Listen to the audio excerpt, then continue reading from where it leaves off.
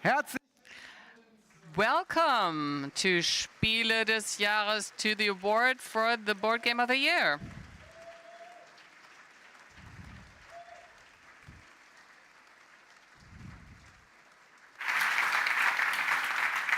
Herzlich willkommen. Welcome.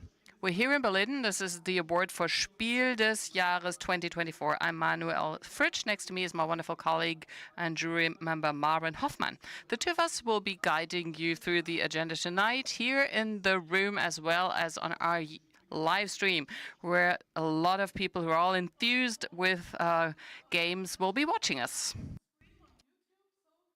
If If you want to hear the English language track, click on the link Below? in the comments below. You always wanted to say that, right? I always want to say, click on the link.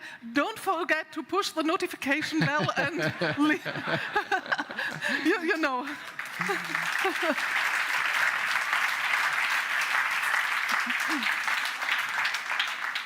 Es ist jetzt genau.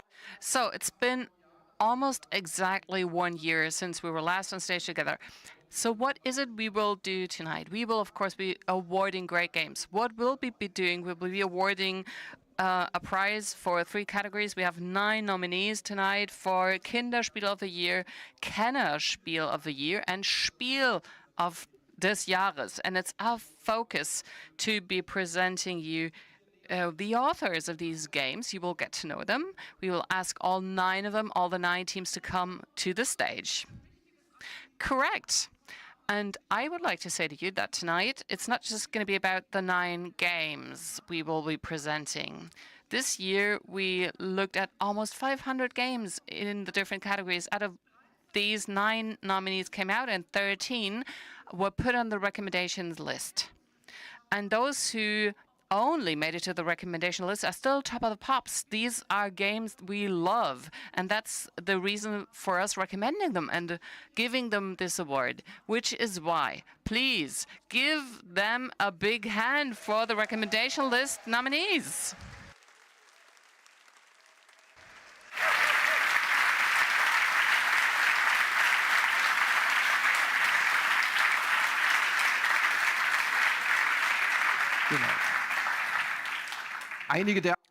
All right, so some of the authors are here from the recommendation list games, and hi there to everyone who's watching us online. We will get started with the Kinderspiel des Jahres, the children's game of the year. For some years, we have been joining up the juries, which is why we'll start with the blue category. And our first nominated game is Große kleine Edelsteine, Little Big Games. Im Reich der Kobolde sind Edelsteine aus der Königskrone verschwunden.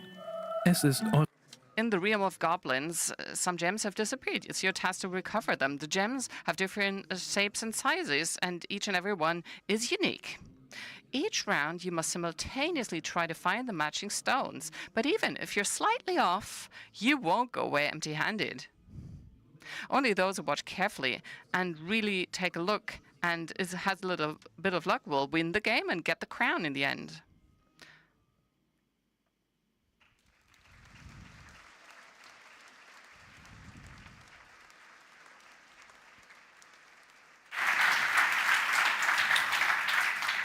So, bevor wir die Autoren. Okay, so before asking the authors to come to the stage, let's speak to a jury. So you're part of the Kinderspiel jury. Tell us, why was this game nominated? Well, Große kleine Edelsteine is so fascinating because what we do in this game, in inverted commas, is just comparing sizes. But this is so thrilling. This is so fascinating, no matter whether it's kids or adults playing. It's just a thrilling, exciting task, which is not that easy to master, maybe which cannot be mastered at all. That's why it fascinates me to see how quickly children love this game. So is it one of these games where adults have a hard time wanting to let the kids win? Exactly. I saw kids having a hard time doing that, but also I saw some adults completely failing at the attempt. This is a great quality because this way it is has such a high playing quality with mixed groups, and everyone is just thrilled.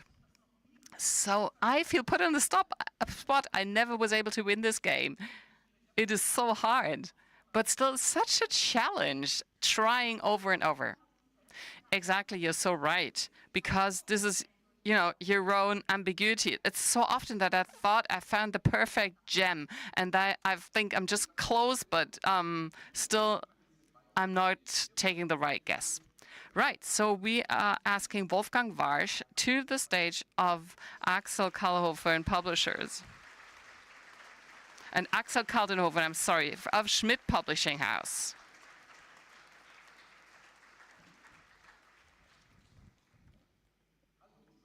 Hello there.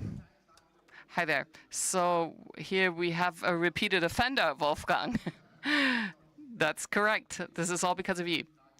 Okay, Wolfgang. So usually we would ask you, how is it like to be up on stage? But it's not your first time. Well, my wife asked me last time whether I was nervous, and I said, well, I'm here for the third time, so I'm not that nervous. But the last hours, the last days were yes, did put me in a nervous mood, and it's not a change. We just heard your son shouting out loud. Is it correct? Are you having a hard time winning against the children with this game? Exactly, and I was surprised by this because when we did the prototype for the first time with my son Felix and later on with my daughter Olivia, I thought that in visual games as an adult I'd be doing better than them, but no, it didn't happen. I was still doing okay, but he won. I was surprised. So, how did you do this? Did you take out your paper and your cutter to make the prototype, to draw it technically? Well, not really. I'm a PowerPoint guy, so I didn't do a drawing physically, and I didn't do the cutting and gluing. But for another prototype, which was about feeling shapes and sizes, where there was a longer development process, where I was just testing, I did it a different way because visual estimates were also important. So how long did it take you to really find the sweet spot with this game? Well, as often I was just making a joke with my colleagues in Vienna. At times you start a prototype so that eventually you get to some point. And I thought, well, I'll just take the next shapes I find on Google. Okay, I'll take these 9 shapes that I find there, and I'll do the estimate and do around 80 pieces. It'll all change. And often the very first version you ever took, and just to test it, often that version is the best one in the end. So it was a lot of fine-tuning. But from the start, I was very close to the actual result. So Wolfgang, you're very well known for turning adults' games into kids' games. So when will Große Kleine Edelsteine Expert come out? Oh, well, we'll see. Sometimes we do give it a thought. When I work on a kids' game, I sometimes think I could extend this to turn it into a family game, or I take one level away and turn it into a younger kids game. So sometimes the decision would be to just take it one step down instead of taking it one step up. Okay, right. So you will be getting a certificate from us. So congratulations for the nomination. Einmal nach vorne. Geht mal einmal nach vorne ein Stückchen.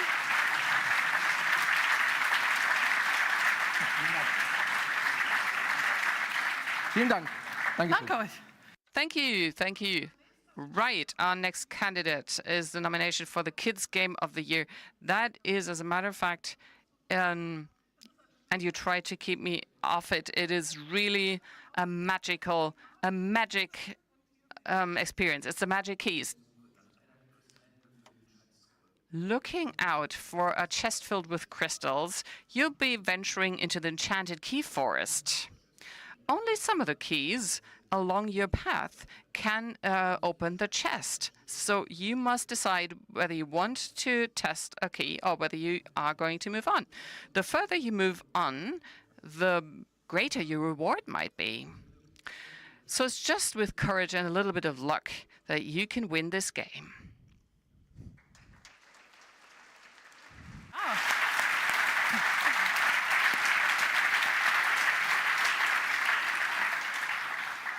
Die magischen Schlüssel. The magic keys. Here too, it's all about finding treasures, maybe gemstones. What fascinated you at the kids' jury? Well, you already saw the chest, and the chest in itself, the treasure chest, is the first eye catcher. As soon as you open the box, you see the kids looking at, trying out the keys and trying to open the chest. But this game is so much more than that. It really unites risk assessment, and it has these great moments where there's elements that might be frustrating, but it sort of mitigates this. And that's a development we often see with the kids' games. Those unfortunate moments turn into a lucky moment in the end. So there's a little bit of a gratification in the end, a little bit of a reward. Exactly. Whenever something bad happens, something good comes out in the end. That's what I love so much about it. It would be great if we were to turn this into a general principle in life. Exactly. The kids' games often have a gimmick like a plastic element, and the treasure chest is something like that, but it's also involved in the game, isn't it? Well, I think the game has such an added value through this because you should never underestimate what a sensuous quality opening this chest is. The click and, the treasure chest just opens. This is just the moment of joy that the kids love, and it's part of the game. Okay, so that is the magic moment, isn't it? Right, let's ask the authors to come to the stage. Markus Lavicek and Arno Steinwender.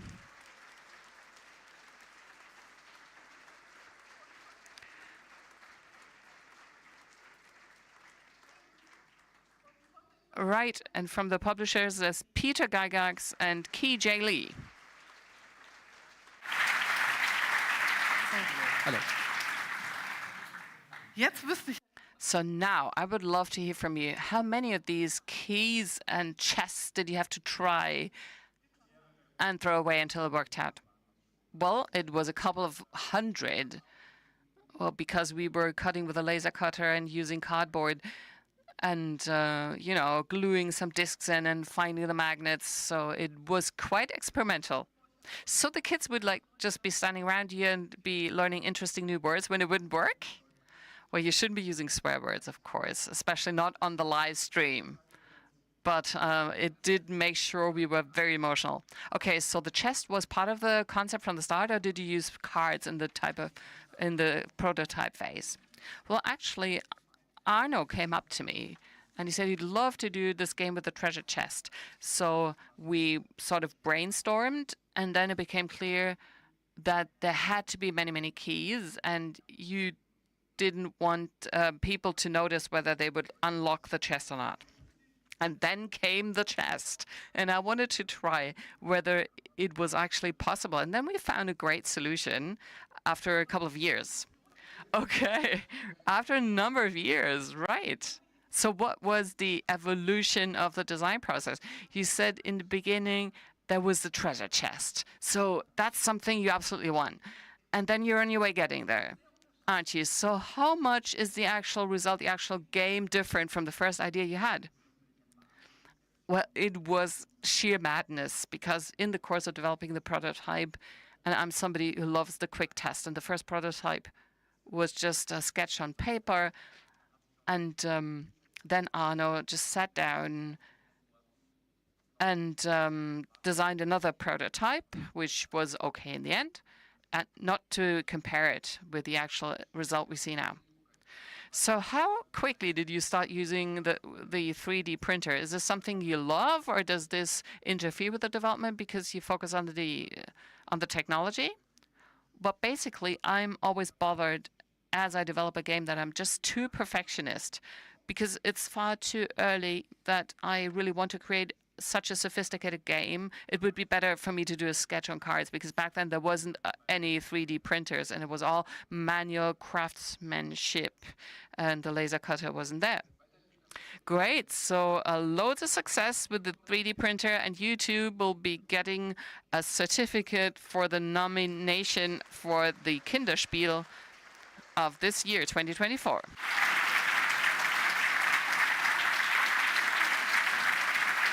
Vielen Dank. Dankeschön. All right. While you were looking for gemstones, well, I am a huge fan of Mexican food.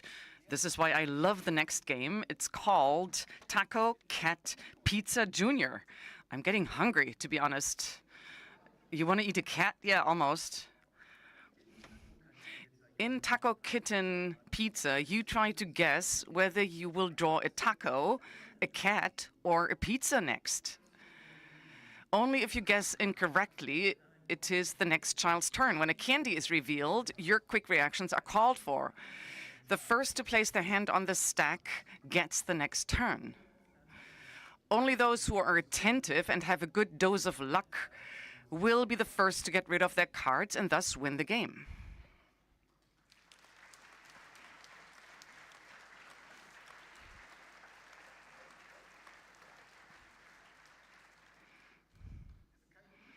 It's not an unknown game, is it?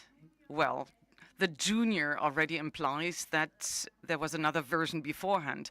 Taco, kitten, pizza, goat, cheese was the previous version. Unfortunately, the cheese and the goat had to leave. What is left is taco, kitten, and pizza, which is actually great.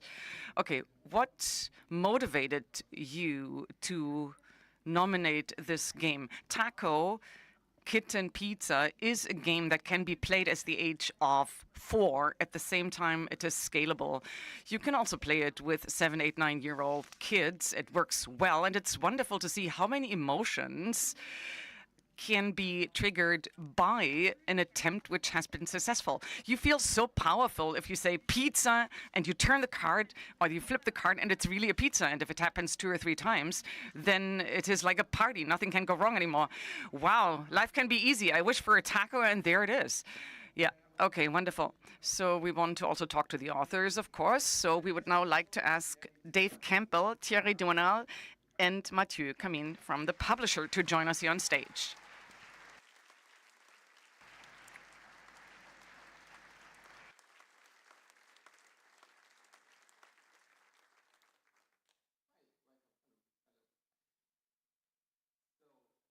How did you come up with like the idea to make that game to a junior game? Was it like a big inspiration?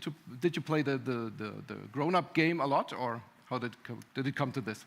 Yeah, but in fact, Dave created the original game. So we got inspired by the Taco Cat Goat Cheese Pizza, and we tried to make it simpler for younger kids. So we decided to take some elements out, so we took out the goat and the cheese.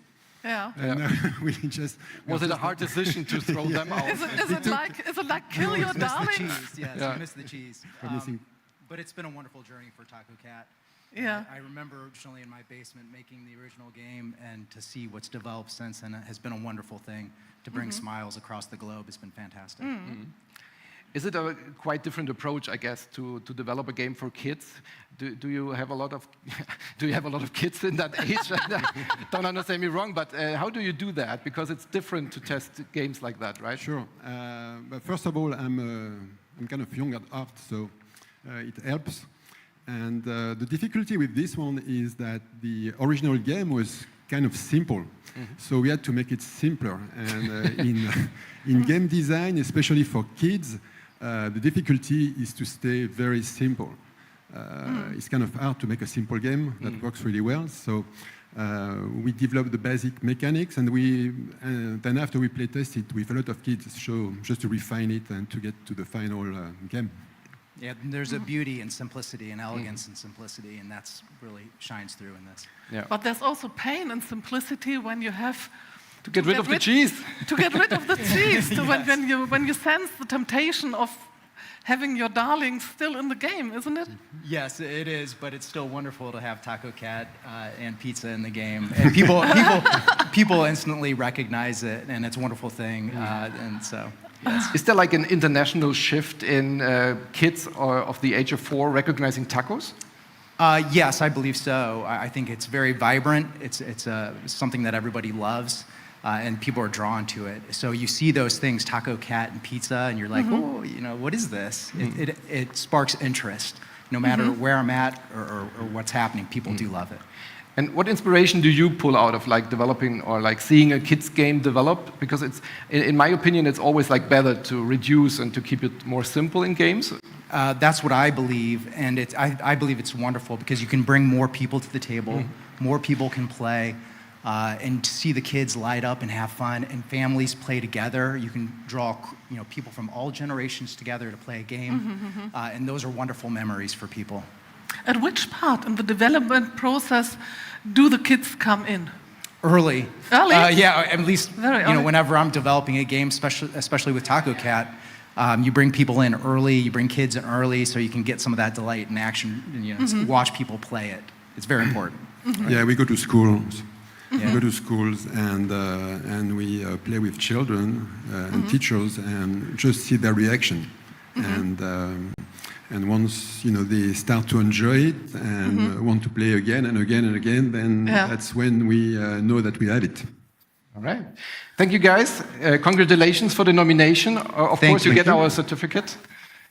And good luck with the game.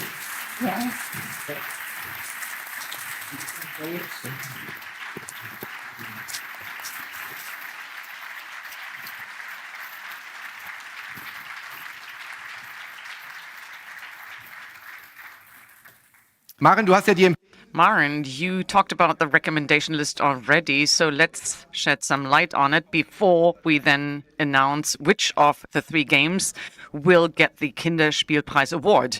So we keep tension up, which is mean. Yeah, it is really mean. So we need an expert now, and we would like to ask our colleague Christoph Schlewinski to join us on stage.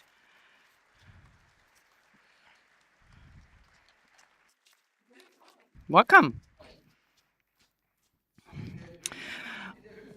Okay, he is totally excited. So let us take a look at the list of recommendations. What else was on the list? Well, I'm looking at this screen. I was told I should look at this screen. So the Nadel im Heuhaufen, the needle in the haystack, you know it. You look for it, you can't find it. Sometimes you find it after 0.3 seconds. Sometimes you haven't even found it after 10 minutes. But even if you found it after 0.3 seconds, you play another game. And on the table, you have a haystack, which is really superb. And then we had Fluffy Valley, where I don't know what they're called, where you have little animals that come out with their ass first when they come out of the ground, once they have worked. It's a super example of a border game between Kinderspiel and Family Spiel. Because you need some rules. It's pretty tricky for a kids game, but very good. I have seen a big version yesterday at the trade show. Oh, I want to have it as well. And number 3, I can totally identify with this. It is called Lecker Lava. These are animals that love eating. In this case, dragons that like lava. And with their huge open mouths, they are sitting in front of the streams of lava and want the lava to fall into their mouths and not the stupid coal. So I can totally identify with this, and this has a place in my heart. Congratulations.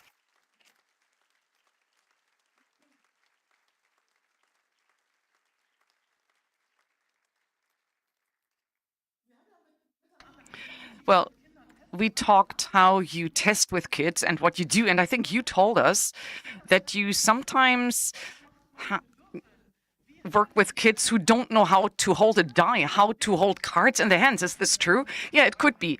If you come to a new institution, for instance, then I normally look at the shelves to figure out whether they have games and how they are equipped in this setting and what their attitude is. And either I see middle ground, there are a few new ones, some old ones, but it could also be that there are games which basically disintegrate into dust because they are so old and have been played a million times. And I know that when I enter these institutions, that I will probably have to tell kids how to throw a die, how to hold cards, and how all these things work, how you play a game at a table, actually. And the big advantage that I have is that I have like a motherly charisma, and kids respond to this pretty well. And I always come with this huge stack of new stuff. I mean, of course, everything looks fresh and new, not like this dusty stuff in the shelves. No, this is great. And the material is gorgeous. Everything is complete. And then the big uncle can even explain, and they love me, and I have the kids on my side immediately. And then within 2 weeks, they know my surname, which is not really simple. And then it works. Yeah, then it works. Okay, this is how it works with kids. There are also adults, however. Needle in the haystack, I gained experience with it. I wanted to present it at a team event, but I failed because I couldn't prevent these adults from playing Needle in this haystack, Nadel im Heuhaufen. Then it's a good game. Yeah, it is. I mean, have you noticed a trend at the toy trade fair, they talked about kid adults, so adults that want to become kids again. So are kids games also something that adults play, even though they don't want to play with kids? I think there has never been a kids game which had been abused as a drinking game. Well, Looping Louie and the chicken, they had the same size as a 5 D-Mark coin. I mean, that is a legend. I have never heard about this before. Hold on. So I would wish for many more adults to recognize what is so beautiful about kids' games and that they can play these games in different settings, because I mean, we want families to play games. We want the grandparents, uncles, aunts, all play games with kids. And also here, I mean, we have enough people in the hall who do not know how great it is. If you see lava fall into the open mouth of a dragon, it's hilarious. Okay, what kids' games often have is that they are language neutral and that they are very accessible. So let's talk about playing for tolerance, Spielen für Toleranz. This is something. This is the project that we have been promoting and supporting for a few years. Yeah, since 2018, we have been doing this. It was started upon the initiative of 3 colleagues at the time, Udo Bartsch, Martin Klein, and Harald Schwapers. They wanted to fight intolerance, racism, xenophobia, because the gaming scene is exactly the opposite. We are inclusive, we are open, everybody is welcome at the gaming table, and we love diversity, and we love inclusion.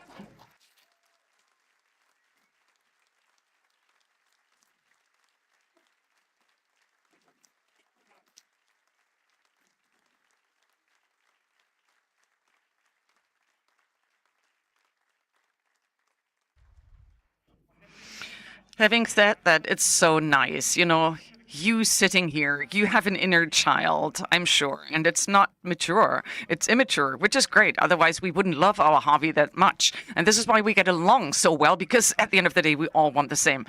And saying, with this project, we will put a box together with about 15 board games that are more or less language neutral, which are totally accessible and that you can order from us to play games in the afternoon in citizen centers, for instance, and where all people of all nationalities can come, everybody can start and play immediately. And I think we have had 250 events of such a kind, 250 packages, 250 game evenings, and they are being continued. Although the campaign actually has ended already, but they still continue this. It's really a great project. Okay, and this list is, of course, being updated by us, the jury. Some new games are added, other games are taken out, and more information you find at spieledesjahres.com. And in order to see the list and to order the list, I mean, we want to see the envelope soon, we have invited 4 people who got to know each other in the context of this Playing for Tolerance project. It is Alena Wojciuk, Margarita Wojciuk, and Leonid Wojciuk, and Kira Ludwig from Rostock. Welcome to all of you.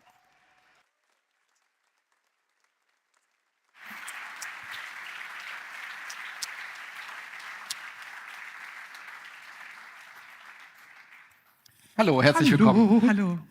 Hello, welcome. Kira, you are from the Rostock City Council, correct? Yes. We are a Hanseatic city, the Hanseatic and University City of Rostock. I don't know what you have heard about Rostock, but let me tell you, it's a beautiful city. 20 minutes it takes you to take the train to the Baltic Sea, and our parliament is called Bürgerschaft, which is basically city council. And the family next to you is here today, and they have been living in Rostock for quite some time. You escaped from Ukraine. Welcome to all of you.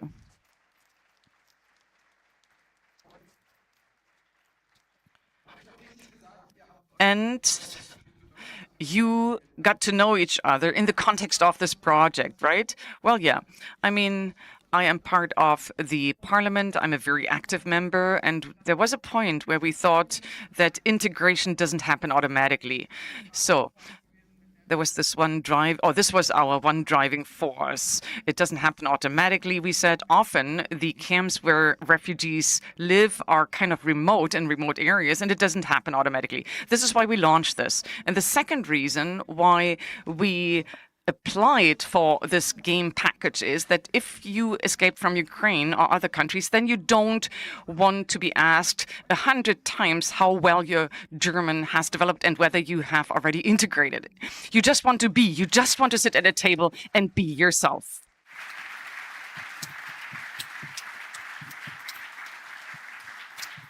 Margareta. Exactly. So, Leonid, how was it for you? Were you excited from the start to go and do board games? What was it like for you? Well, it was good. And really, I mean, when you do it, you don't have to be able to speak German. It's not so important to speak good German in order to play along with a board game. There were some people who were almost unable to speak any German at all, but 1 minute after that, they were able to understand all of the rules. And this was such a difficult game. I didn't understand myself what it was, really. But, I mean, it's so great. And you can simply meet up and find new friends and have fun. I love it.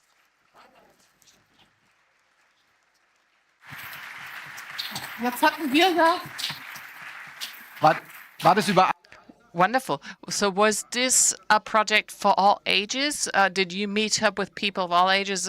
What was it like? Well, I have to tell you, yes. Everyone can join in Spielen für Toleranz, because that's what the project is all about. It's all about being tolerant. There are people who are at the age of 80, or there were 3-year-old kids, and they were all playing the same games. For example, we saw Taco Cat today in the junior version, and there's also a junior edition, which is simpler for younger kids. So last year we had a guest here who moved us a lot, Mikhail Mayotenko from Ukraine. We know that today he is watching us with a larger group on the live stream, and we would like to ask you, maybe you can address them in Ukrainian and say hello to him and his people. Sure, I'm happy to. На жаль, ми не знайомі з вами особисто, але ми з дітьми дуже раді вітати вас, передати вам вітання. Ми щасливі за ініціативи організації Spiel des Jahres і депутата міської ради міста Росток пані Кіри Людвіг допомагати об'єднувати людей за спільним ігровим столом. І ми сподіваємося, що дуже скоро ми зможемо зустрітися з вами за спільним ігровим столом під мирним небом України. Слава Україні! Героям слава! Vielen Dank. Olena. Thank you so much, Elena.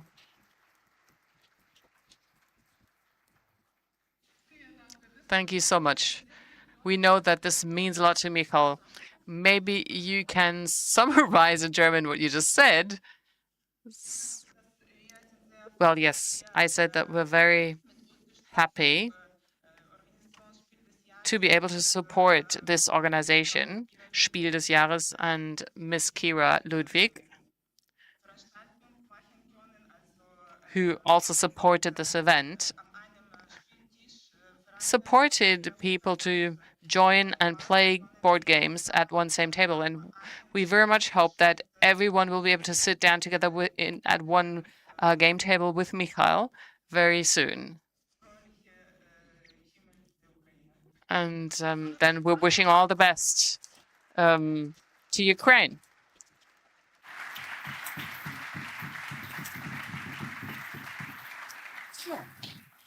So, Right. So there's something prophetic you have in your hand. Exactly. I have this blue envelope in my hand, and I'll take this in my hand because I am stifling hot.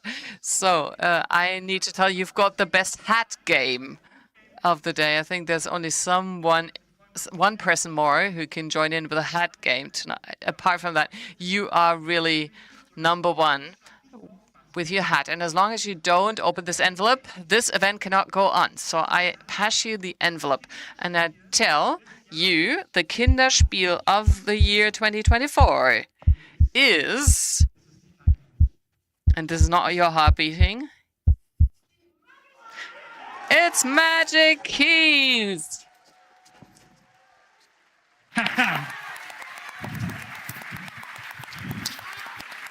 Arno Steinbender. Wow, Arno Steinbender and his team. Congratulations.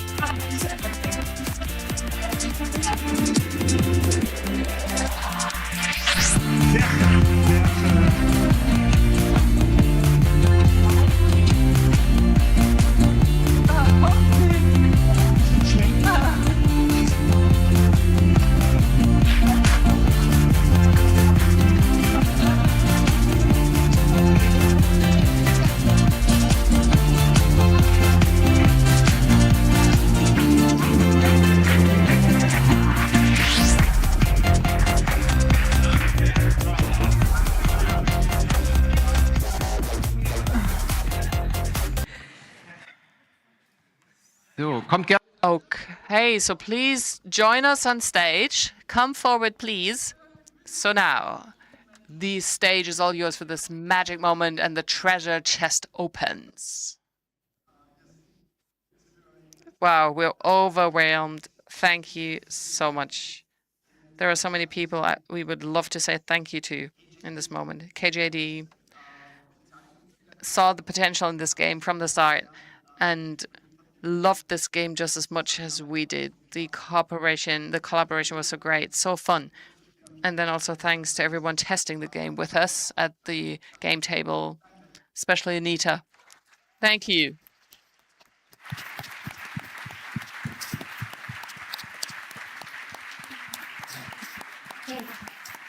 Ja, Markus hat schon fast alles gesagt. Right, Marcos almost said it all. And I too would like to say there were so many people involved to be able to put such a great game into reality. So to everyone out there, don't give up. There's a new award every year. There's a new chance every year. And at times it might take you years or even decades to get there. But the most important thing is that we keep on working on publishing the most beautiful games. And I think all the industry is doing just that. That's the best thing about it. Thank you. So it's a huge Dankeschön to SDJ and the jury. It's a very special moment to Team Happy Baobab. And at the same time, it's a very special moment to Korean, the gaming industry and community too. Thank you very much. 감사합니다.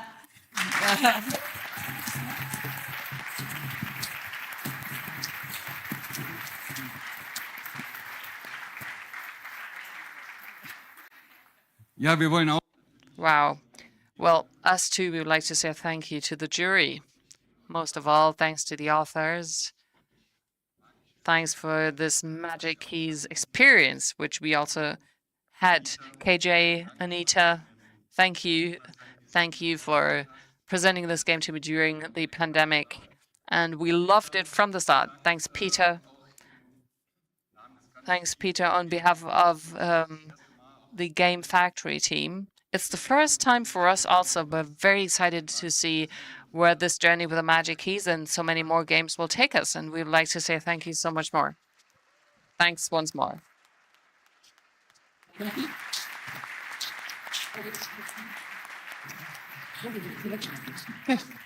Dankeschön. Thank you.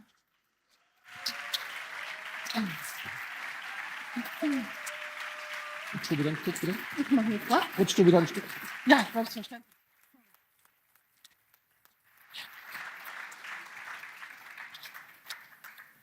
So viele Tränen hier auf. So many tears shed here on stage, and it's so moving, so emotional every time. So let's move on to the next category. So that it stays as good as it is right now, we need to save the world, and this is our task as board gamers. So we'll move to the Kennerspiel category, the connoisseur's game. The first nominated game is Emission. Daybreak. The anthropogenic climate change is leading us into a climate crisis. In Daybreak, you must plan and act together as world powers to stop this disaster before it's too late. You have to convert dirty energy into clean energy and meet the ever-increasing demand. You need to bring down your emissions and brace for impending crisis by promoting social stability. Every world power is responsible for implementing its own projects to make a contribution. Yet only if you do not lose sight of your common goal, you have a chance to correct the course and win the game.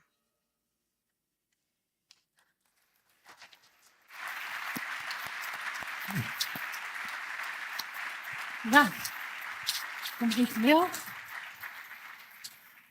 Ja, hallo Steff, unser Kollege Steff wird. Hi, Steph. Our colleague Steph will now tell us what the great thing about Daybreak is, about this lovely game. Well, this really is a true highlight. It's a serious topic, which people take seriously also. It's a very special atmosphere when we talk about this topic and how we can master this crisis. The key to that is collaboration. This is what the game teaches us. We have to collaborate. We can't just look at ourselves, but also make sure that everyone else is doing well. Only that way can we be successful. This game offers a lot of freedom. You have your cards and you can use them in different ways, and still you have a feeling that you're not being overwhelmed by the options. It offers a lot of diversity and a lot of replayability. And if you haven't managed to get there, you'll just do it again. It offers you a second chance, which we don't have in real life.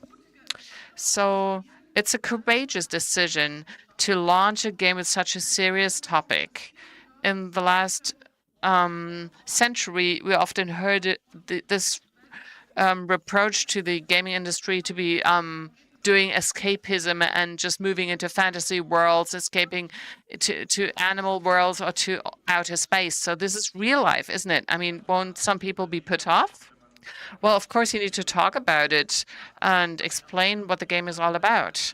But this work has already been done because on all these cards you have QR codes and links, web links offering you more information. So this game makes an educational contribution also. It helps you inform yourself further, but you can also just sit back and enjoy the game. So collaborative games, I mean, some people don't like it so much. And here's where this game doesn't really offer something so special, does it? Well, as it offers so many cards and options, you can't have this person at the table telling you exactly what to do. If that was true, you wouldn't love this game. It wouldn't be fun if that one person was to just take over. Of course, you try to talk to the others, but you need to make your own decisions with your own cards. Lovely. So let's get the authors to join us on stage. Matt Leacock, Matteo Menapace, and from the publishers Axel Kaldenhofen. Please join us on stage.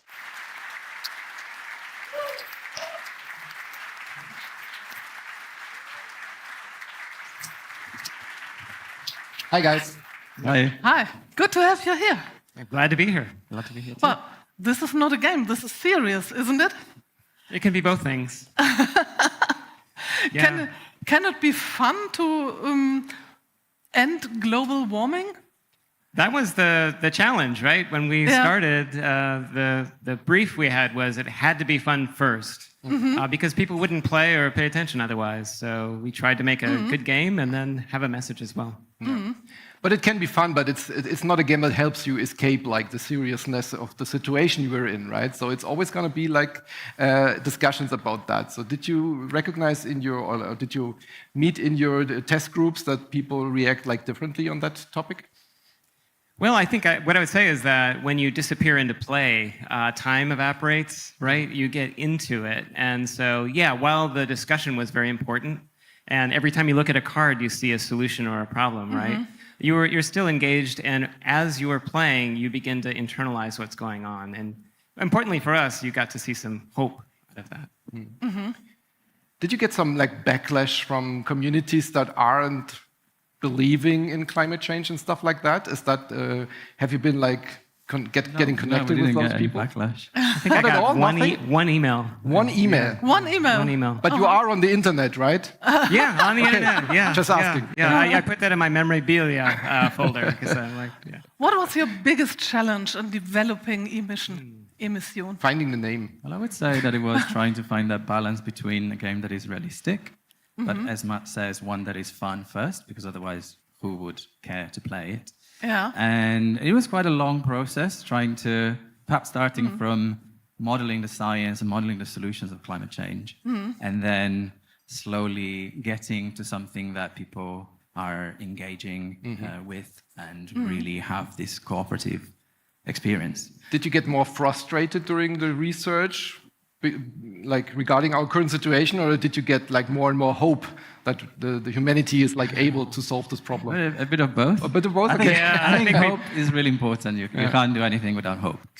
But at the same time, we had amazing conversations with people that work on the front line of humanitarian work, climate policy, and they're also gamers, and they were really happy to help us. So I would like to remember one of them, Pablo, who has been an amazing support for our project from the very beginning. And then unfortunately, he sadly left us a few days ago. I'm sure that he would be very proud that we're here on stage today. Yeah. I hope they are.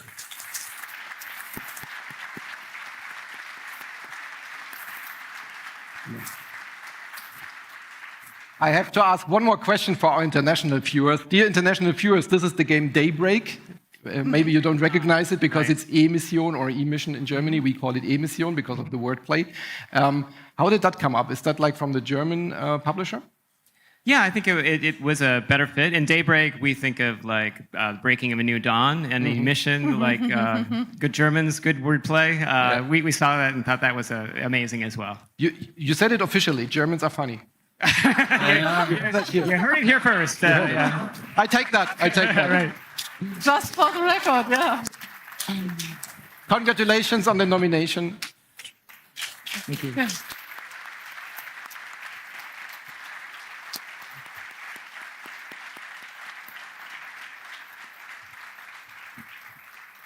Thank you. Und wir kommen zu unserem Okay, and this takes us to the next game in the category Kennerspiel des Jahres. It is the Guild of Merchant Explorers.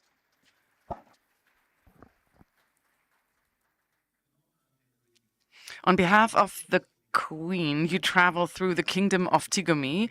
As part of the Guild of Merchant Explorers, it is your task to explore lands, expand your route piece by piece, and earn as many coins as possible.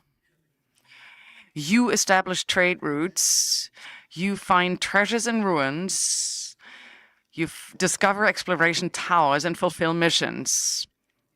Each round gives you more opportunities to explore the map.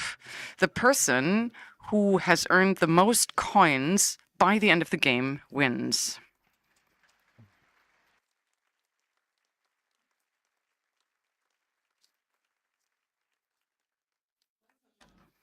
There he is again, the merchant explorer. So, Steph, it is about you being a merchant explorer. No, but the story is really nice because we are spreading on this map, kind of, and it is a roll and write mechanism without rolling and writing, kind of, you know.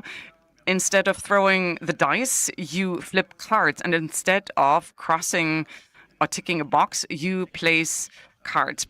And you love to be an explorer. You like to figure out where things are. And the special thing is that everybody gets a specific feature. At the beginning of the game, you get a card and it says you can do this now, and you think it can't work, this is unfair. And then you figure out, everybody gets one, and everybody is super powerful when it comes to exploring the world. And this is a huge incentive also to play it again, because every time you replay it, you get a new feature. Yes, and it's not just new features that you get, you can also travel to different lands and countries, can't you? Yes, and you get new mechanics, you get gemstones, all of a sudden areas and regions you can't explore, you have to circumvent, kind of. So it transports a very nice story. You just said, I thought you wanted to say something. Yeah, I was just thinking the guy is right. Sometimes it takes a few seconds to say this. Well, Stefan, this guy is right, she said. Yes, this man is right. Flip and place. I was just thinking, how do you call this mechanism? Flip and place. It is called in English? Well, let us ask the authors to join us. Matthew Dunstan and Uwe Borsig and Nicolas Bonigo. Please join us on stage.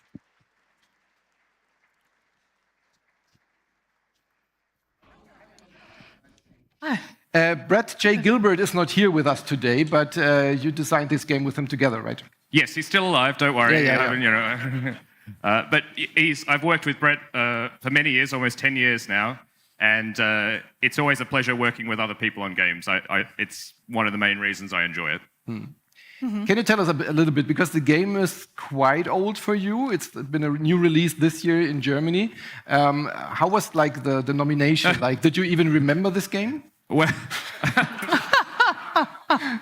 do you remember all of your children? Is that, you know?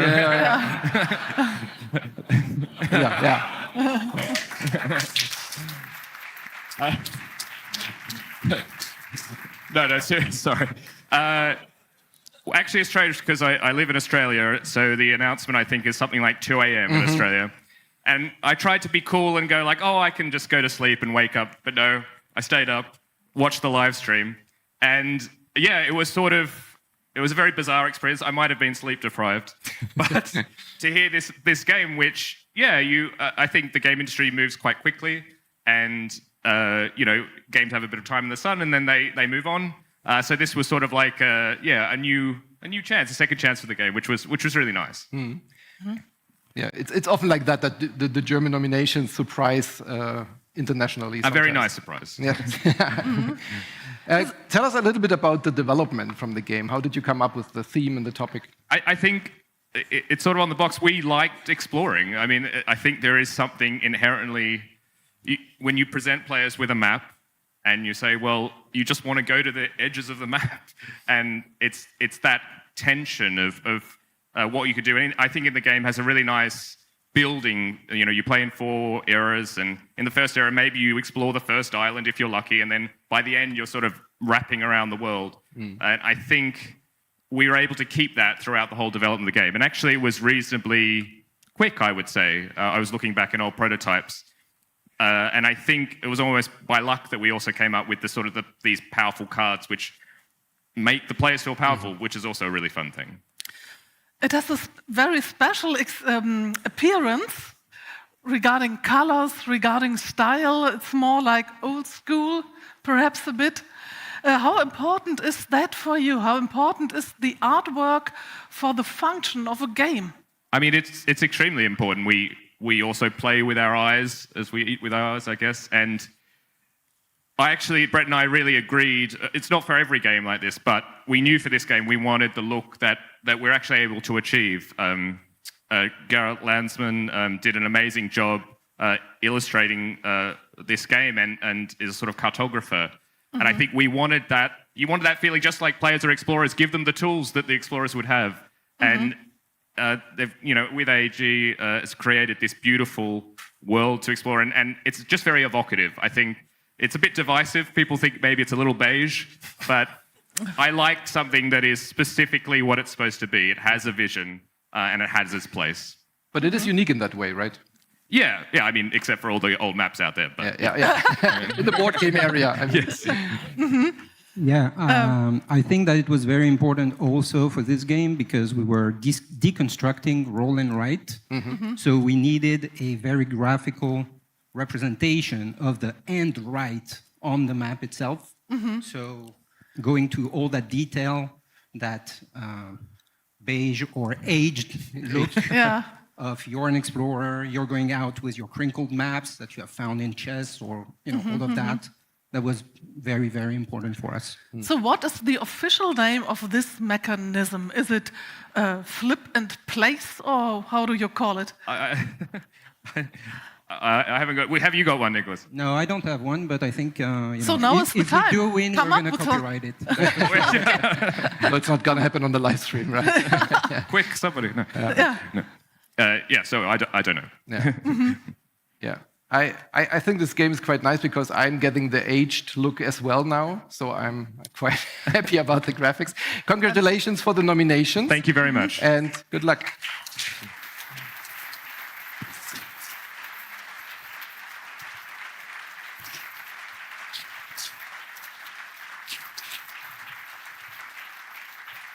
Thank you. Ja, ich bin auch eine große. Well, I'm also a huge friend of beige, as you can see. Just kidding. Glittery, shiny beige is the new trend. So our next candidate on the nomination list for the Kennerspiel is actually a well-known person who has basically said goodbye to their past. It is Legacy, Legends of the West. As pioneers of the railroad industry, Ticket to Ride Legacy, Legends of the West, takes you to the late 19th century in America. You attempt to earn the most money by, for example, fulfilling destination tickets, claiming routes of your own color, or performing event actions. After each game, your achievements are recorded and saved. In doing so, you influence the further course of the campaign and not only expand the map, each new section brings its own surprise and rules. Only those who plan ahead will be able to stand up to the competition and win the game.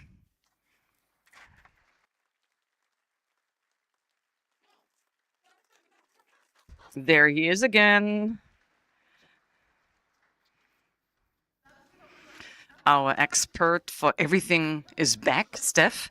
So we can't really talk about this game. It's a legacy game. We would spoil it here. But I would like to draw an analogy. I thought you would be saying bye-bye. That's it. Okay, what can you say without saying too much? Well, I think it is like a surprise egg. So outside the chocolate, and you know the chocolate, you know the mechanics, but the inside is unknown, is the surprise, something that you can experience while playing the game. This is like it works. You basically know what is in there. You can eat the chocolate kind of, but then there's always this icing on the cake inside. So in the end, you have a great experience and there's a wonderful final in the end. So we can't really talk about the things that are in there. We rebuilt them in original size, but it's actually difficult. So is it a game for the big fan community of Legends of the West? No, I have also played it with people that had no idea about the game. You get familiarized with it very quickly because the first games are very easy, very accessible. And then only afterwards will things become more complex because things are being added, but things are also taken away. So it's not that you get more and more and more. No, there is a balance and you basically reach a regular level then. And everybody experiences it differently. If I ask you about your experiences with Legends of the West, then it will be different than our experiences. What I liked in particular was after opening the last box. No, don't say anything. Don't spill the beans.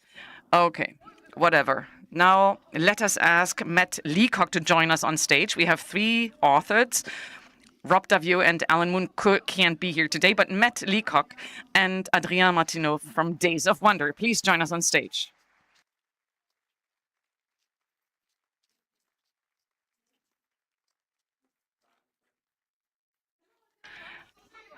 Johnny, man. Long time no see. Did you come by train, by the way? Yeah. I did, actually. Okay, perfect. You did. So this seems to be kind of your living room, this stage, isn't it? It's very nice. Yeah. So what challenges did you face when working with a 20-year-old game? Let's see. For this game in particular, the legacy format, it was just so large. This is like designing 12 games. But with Ticket to Ride, it was a joy because Ticket to Ride has so much tension in it and it's so easy to learn. and many people know it. So it was a perfect game for a legacy game. And you're still not sick of developing legacy games, right? I mean, I've talked to a couple of developers, and they said, I tried making a legacy game once, and I will never do it again. So what is your secret? You had success, you had some games that didn't work out quite as well, but how do you still bring up the energy to do legacy games? I suspect it's sort of like talking to a marathon runner, because it is very much like a marathon. And also selective memory. It's like when you have a child, you forget the early years. Okay, yeah. And then you start the next one, you're like, oh, this will be great. And then you get and then the pain comes again. Okay, I get it, yeah. Yeah, but I mean, it's different now because it's such a huge IP, right? I mean, it has been a big IP with a pandemic, of course, but this one is such a huge... How did you talk to Alan Armoon about that? Was he like instantly happy with the idea? Alan approached us, actually. Okay. So Alan had an idea to do a legacy game, and I think he attempted to work on it briefly, and then called Robin and myself. It's too painful. We were so happy to get the Let's email. call the experts. So excited to work with them. Yeah, we can't talk about what's inside the game, but has there been something that maybe you can tell us that didn't make it into the game, which we would have loved to be inside? Oh yeah, okay. I think I can say this. Okay, so Alan had an idea that every player would get their own whistle that they could blow.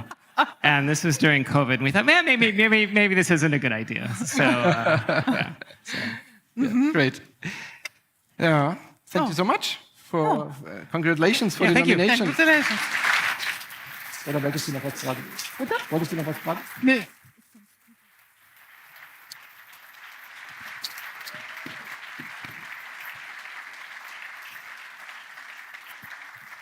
Thank you. Steph. So, Steph, are you still there? Yes, I am. We would like to talk to you about the further games on the recommendations list, which is why we'd like to take a look at what's there on the list for the Kennerspiel, the Connoisseur's Game of the Year. Oh, yes, we have great games there. What should we look at first? Ritual.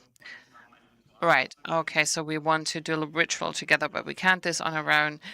Everyone needs to get to some special point. We need to swap diamonds, and we need to get them to the other person. But we can't talk to one another. We need to find an alternative communication pathway, and it's a great game. And then there's Beer Pioneers, Beer Pioniere. I was talking to the developers before whether there's going to be free beer for everyone here, but there's not. So Beer Pioneers, Beer Pioniere is really a game that's all about the economics. Exactly. A lot of cards, a lot of options. And we'll try to put up a brewery and make a business case. And then we can get better. Our players can, or the characters can perform better actions. And the game can move in totally different directions. So it doesn't have to be brewing beer in the end, but also research can be rewarded. And the meeples can also learn something. That's true. And the next game is Botanicus.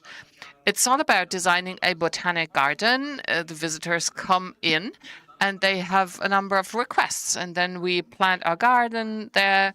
We water our flowers, and there's this action mechanism where we can take something away from one another, but in return we get there first. So it's a great game. And so there's a beginner's level, and then there's also Connoisseur's edition with a bit more mechanics. And then there's Forest Shuffle. Wow, Forest Shuffle creates a forest right in front of us. And this forest can be so diverse. There's animals there. There can be fungi, mushrooms, and all the flora and fauna brings us credits. You see the forest growing, and in the end, you get your high credits, your points. And the great thing is the very fact that you see the forest emerging in the end, because you lay your tiles, and then it becomes bigger and bigger. So congrats to everyone who's made it to the list of recommendations. Please do take a look, everyone, at the recommendations list.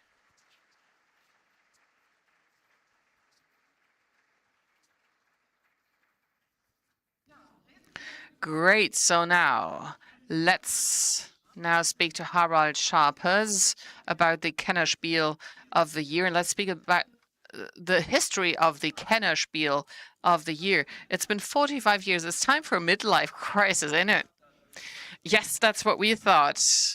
Because in former times we were traveling with our backpacks or with our suitcases, and this year we thought it wasn't enough. Because now every jury member will get one, will have one of these massive cupboard size or wardrobe size suitcases so we can travel comfortably. It's a mobile games library, which we put up in the back of the room, containing more than 100 games from 50 years of Spiel des Jahres history. So it's such a great thing.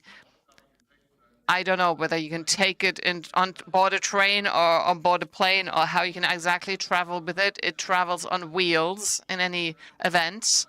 So once we've traveled with it, we will offer you the possibility, once you receive a group or you gather at the community center and there's at least 5 people amongst you who can explain the games, then you can rent this mobile ludothek. That's what we call it. This games collection. And there's less of a barrier there if you take it to the people. It's exactly that. Oh, it's like a toy library, really. A games library, because with the games we offer there, there's so many current games. So if I want to offer this library in my town, how do I do this? Do I get in touch? Yes, please do so. We will start this in fall. So as enthused gamers, we know that shelf keeping is tedious. Games need to come out of the shelf every now and then to be kept the right way. So this is why we take the games to the people. So as we talk about 45 years of Spiel des Jahres, then that's also a history of playing board games in Germany. Exactly. In Germany, we started out so small, and the German game Spiel des Jahres with Klaus Teuber's Siedler von Catan, the founder of the German games, which started an international movement.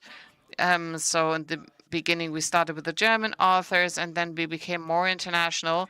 So I should be talking for too long. We have an expert there. We have Hendrik Schmidt, who is a director and a filmmaker and who made this film about Germany as a republic of board gamers. And he is here now.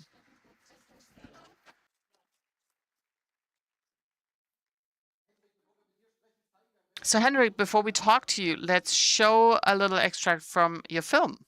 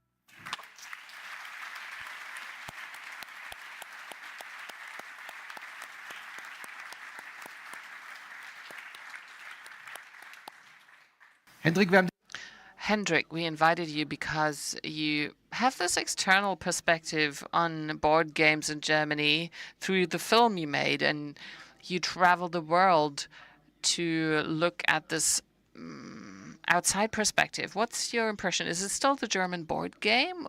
What's the impact German games have in the world? Well, the situation is changing. I've been wondering whether it's going to be the World Board Games Award eventually, but the start was in Germany at the outset. And German board games are a symbol of that also today, but also it's become very international. Well, I'm mentioning this because you just traveled to LA. Well, San Francisco and LA, please tell us about that episode, because I thought it was so impressive that, well, you tell it for yourself. Well, yes. If you're in Germany and you tell a German audience just how successful the board games are, then it sounds as if you were, bragging. So I had to go abroad to find out whether that was actually correct. And I did some research, I did some interviews, I traveled to the US, and then I talked to a couple of people who did confirm this. So that was the main reason, really. So what's the conclusion that you're drawing? What's the gamers scene like in Germany? Well, it's such a great community. I wouldn't know of any other industry that would be so family-like. There is one scene in the film which didn't make it to the movie, which I would have loved to have in there, but it would have taken more time. So that was a moment where three authors and or three editors and one author were sitting together and talked about a board game, and they did their prototype. And I wouldn't know of any other industry that would do it this way, this joint brainstorming. Okay, but the international importance the gaming industry has gained, well, we're seeing this tonight. There's not one single German-speaking author here. What's your take on this? Is this just an episode, or have you seen anything of this internationally? No, not really. But as I said, it started out in Germany. The Germans were leading or had a head start for many, many years. But, well, the others have caught up. And everyone's at the same level now, which is why we have to make more of an effort to publish a good game. Okay, so is there this new nostalgia for board games? The pandemic very much supported this. Is it younger people who play board games, or is this group getting older with the games? No. There's new games and younger people joining in. I am a member of a board game association from Germany, and for a number of years, especially in the last 2 years, new people have been joining, no matter what age. Well, and actually, in my personal circle of acquaintances, there's even young people joining now. I think this will continue. Okay, so tell us, I mean, this is still a male-dominated industry. Do you think that this will change? Well, I hope so. I very much hope so. So are you seeing this in your board game association? What's the share of women? Well, there's more men than women, but there again, we can see more women joining us. We have more and more women coming in, and the more women play games, the more games will be developed by women. So what's the encounters you felt most touched by as you were doing your film? Well, I think the talking to Klaus Teuber was really the most important thing, because it happened during the final phase of making the film. Every day I would see Klaus on the screen. It was really like talking to him all the time. And, as you cut a movie, you talk to as if that person was there. So I was so much looking forward to showing him the film. And then the moment came, and after we'd already done the final editing of the film, he passed away, unfortunately. And that was how I convinced everyone else, and everyone pulled the same string, to change the end of the film. So eventually you come to the picture lock moment where you can't change one single frame anymore. And you have to take it back to post-production. New music has to be put on it. I did final recordings for a new ending. And you really have to be prepared for that. And really, we were not allowed to exceed the 90 minutes, not by one single frame. So that was really not minute 89 and 20 frames. It was so close. We know this. games sometimes say 90 minutes, and then they last exactly for 90 minutes. Well, your film is in the media library, and if you haven't watched it yet, you either have to present a sick leave certificate to us or you have to watch it in the coming days. Yeah, and it's super. We have so many representatives of the media here. It would be really wonderful if you promoted games and the cultural approach and the film today. Please say that there is this movie out there, Spielerepublik Deutschland. It would be great because then more people would watch it. Because I have noticed that people who do not have a lot to do with gaming and playing games received it very well. They said, we wanted to watch the first 15 minutes only, but then we watched it to the very end. Because you get to know people in the film. This is why you keep watching it, and I think we get more people on board when it comes to gaming. And the reason why we have envelopes now and not curtains anymore was because, for 2 years I basically screwed up, and you now have the great honor of opening the next envelope. Yes, he is an expert who has attended these holy sessions that normally nobody is allowed to access, and you have filmed for 4 years. It took 4 years. You started before COVID, and then afterwards you finalized the project. And as you are such a connoisseur, you have the honor of opening the envelope. So please tell us what the Kennerspiel of the year is.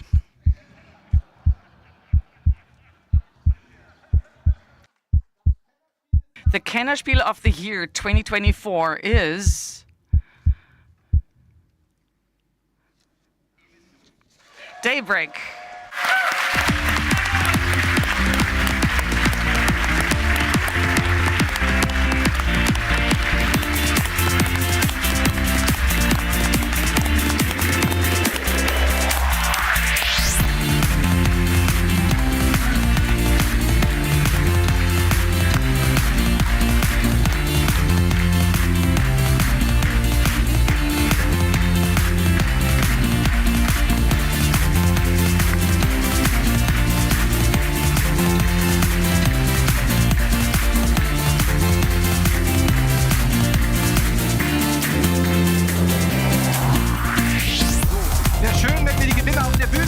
Please, dear winners, please join us on stage. You're not here just for fun. Come on, join us.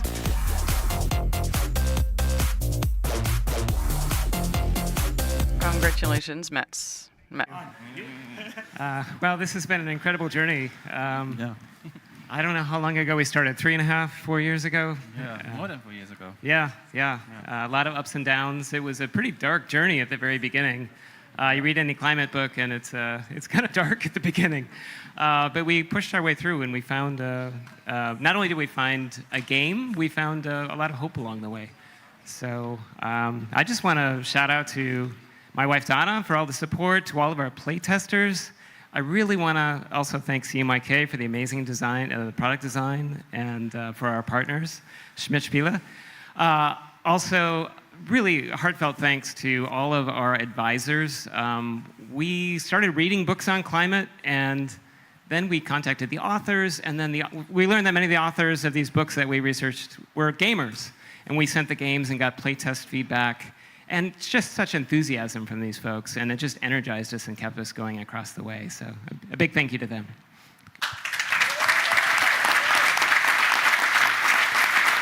And to Matteo. This is unbelievable. I'm really privileged to be here with an amazing team. So thank you, Matt, for being such a graceful and amazing collaborator. Thank you, Alex, Justin, James, all the team at CMYK. Schmidt, you've been amazing as well. What can I say? I mean, I think this award perhaps sends a signal that games are powerful as a cultural medium. And so maybe it's a message for other game makers, for other game players, that we can come together playing games that are tackling bigger problems, such as climate change or anything else that exists.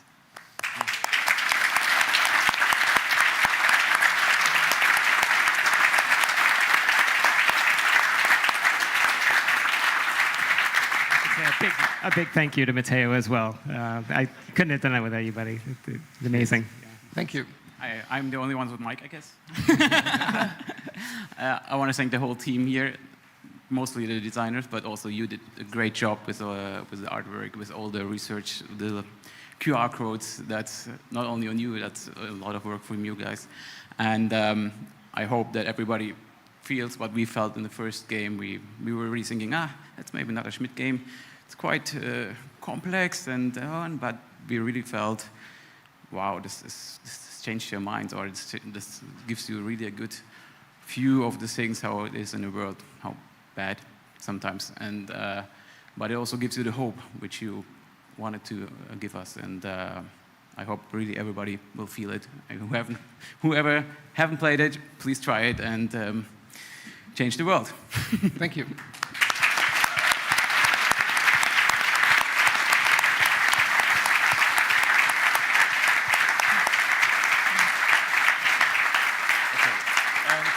Congratulations, and you get now the purple.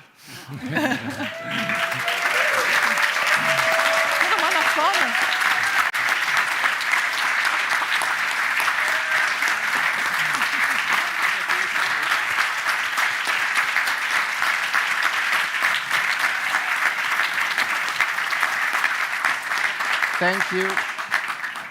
Thank you, guys. All right. Wir haben Now, 2 of the 3 games, or categories actually, we managed. Yes, 2 categories. Hence, we now move on to the main category, Maren. It's the Spiel des Jahres. Yeah, the Spiel des Jahres.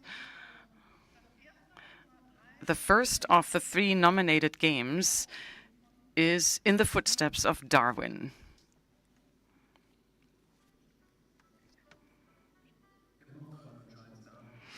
On behalf of Charles Darwin, you embark on a journey around the world as inspiring researchers. In the Footsteps of Darwin allows you to experience different things by studying animals of various classes in their habitats, formulating theories, or writing publications. Every tile brings you different advantages and increases your favor with Darwin. The player who has accumulated the most victory points after 12 rounds wins the game.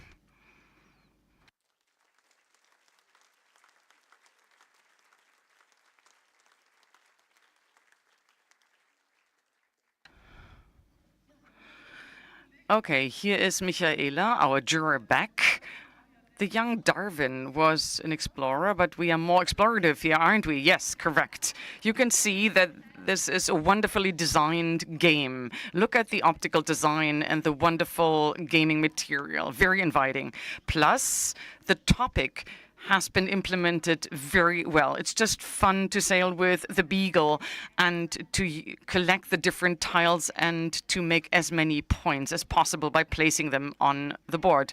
They also have different rewards, and it is a very diverse game. Is it easy to familiarize yourself with it? Yes, the rules are not too complex, easy to explain, and it's very fast that you get accustomed to the game. You can basically play it and explain while playing. And there's a lot of love for detail. So even the instructions are sewn with a red thread. Yes, and on the different tiles, you have information on the habitat of the animals, how big the animals are. You can also read more about Darwin's biography very nicely, and well done. Okay, so let's ask the authors to join us here on stage, Gary Rar and Mathieu Verdier and Pauline Lebert of the publisher.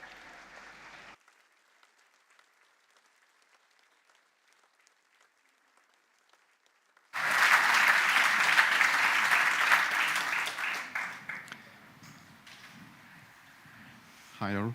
Hi. Hi. Good to have you. It's very amazing that the topic is so visible in this game, that you have detailed informations about everything, about the Beagle, about the ship. You don't need these informations, but they are there just for you to get more immersed in that game. How come you are so passionate about the journey of the Beagle? we didn't study the subject of the game at university, but right for the beginning when we met, it was around a game table, so it was natural to design one day a game together, and we wanted to design a game for the family, so the first subject was animals, but I wanted something more educational, so that's Gregory came out with the idea of let's make a game about Darwin, and I said, yeah, okay, but let's make it full. And it's like actor studio method. We start to read a lot of things about the theme because we didn't know about. So we read a lot. And how can we make a game that transpires from its art, the theme? At what stage of the game did the game look so beautiful? Like, do you start like with prototypes that are just like handmade, or do you desire to make it look more beautiful? Yeah, we search for a lot.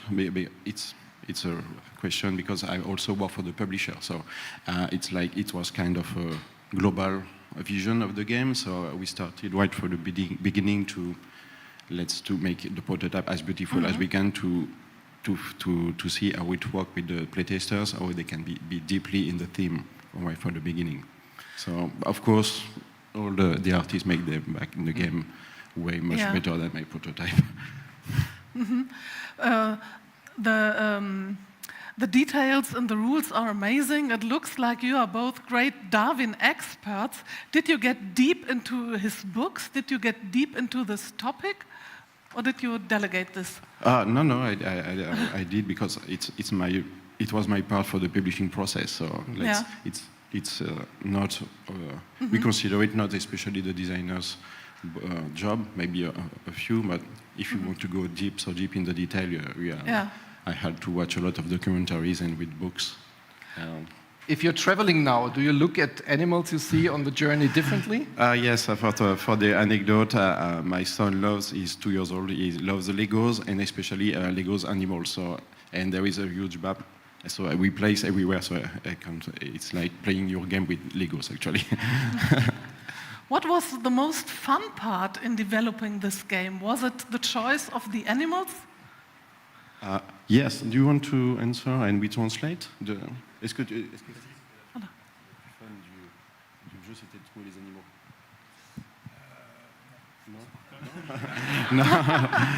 But we wanted some. Yeah. He's like the mechanics, but you love animals, and for your daughter we chose the panda. So.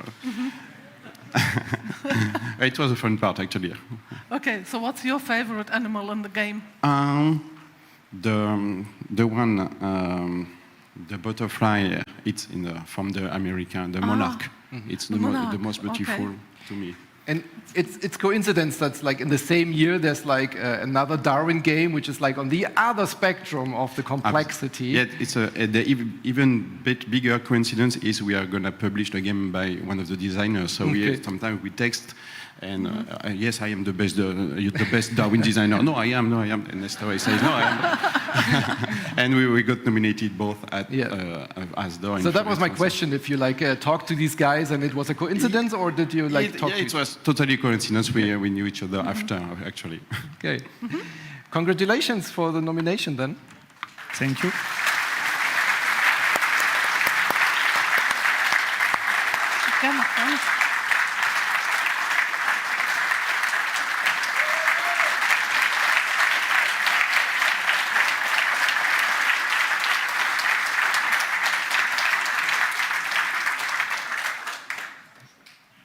Für unser nächstes Spiel bleibt. For our next game, we stay on a boat, and the game is called Captain Flip. As captains of pirate ships, you are always on the lookout for adventures and treasures. In Captain Flip, you strive to recruit the best crew. You must decide where the different types of pirates with their unique skills be most profitably placed. If a landlubber doesn't fit in your plan, you can flip the tile once to get a different crew member.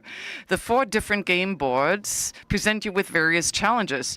The crew that captures the most treasure wins the game.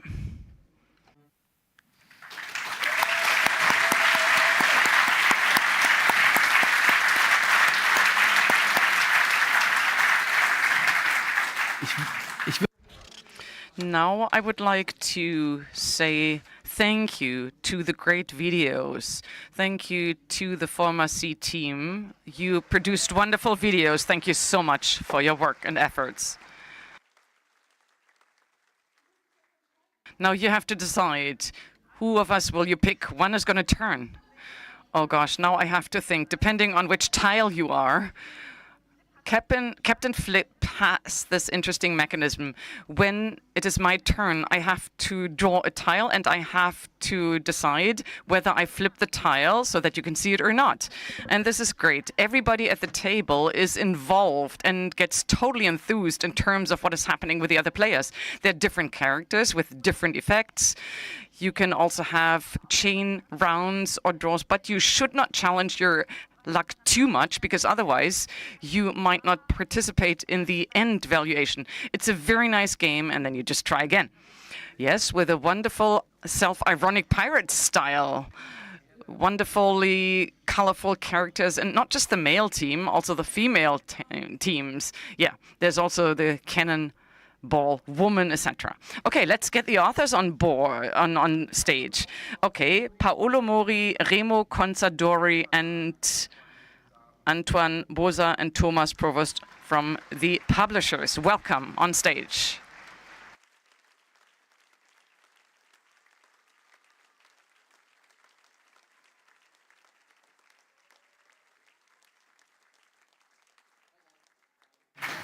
Good to have you here.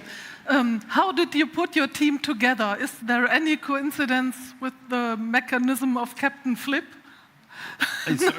When putting your team together? Oh, okay, no, it's actually your crew. Yes, it's strange. Yeah, who would you flip? Two couples. No, okay. Two couples of designers and of a publisher. Yeah, no, it's actually no, it's a coincidence. I and Remo were involved in the game design scene in Italy for a long time. I don't often collaborate with other designers, but sometimes he forces me to to try, and this time it worked. And then we found the beautiful other team. No, that it's the publishing team.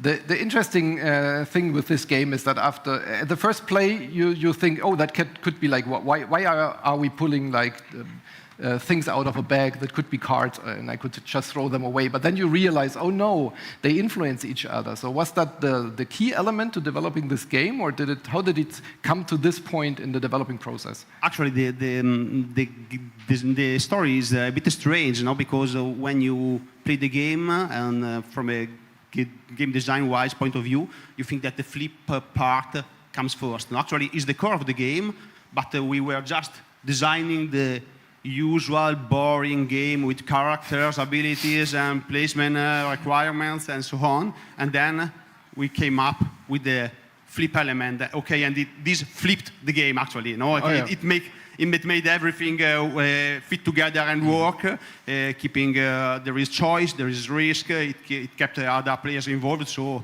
that's how it fit together. Mm. Remo, some people think maybe because of the cover and the design that it's like a kids game. Did you get this a lot of feedback like that?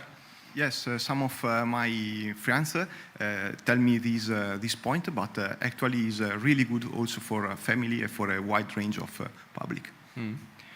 So, but it was intentionally, like you wanted to reach like the younger audience as well, right? Yeah, I think it's the perfect for the range. We're talking about the range for the game, family game, since kids and adults can play together. Kids can play together, and adults can just play together. Yeah, so I think it has enough depth to keep also adults involved. Mm. I really love the design. I could imagine making a TV series out of it, or like a. Did you think about that? Yeah, nice idea. We talk later, right? Who knows? No, but seriously, as I mentioned with our colleague in German as well, there's a lot of diversity in the game. So congratulations to the illustration of this game. Was it intentionally? Was it something that came from the illustrators? I think they can speak more about this. Of course, the theme was one of the things that was thought, chosen, and projected by the publisher. So the theme, actually, the first theme was science fiction. So actually, I think they did a great job. It wouldn't be here. No, so I think that they did a great job in changing the theme and choosing the illustrator. Yeah, it was quite different on the prototype, yes. Well, we fell in love with the characters we found on the web from the illustrator, Jonathan Leconte, and these characters are very expressive and funny, and the moment we saw them, we contact him, and we wanted immediately to work with this artist, yes. So a big shout out to Jonathan. Thank you. Now I want to see the science fiction version of it. Yeah, next year. Congratulations for the nomination, guys.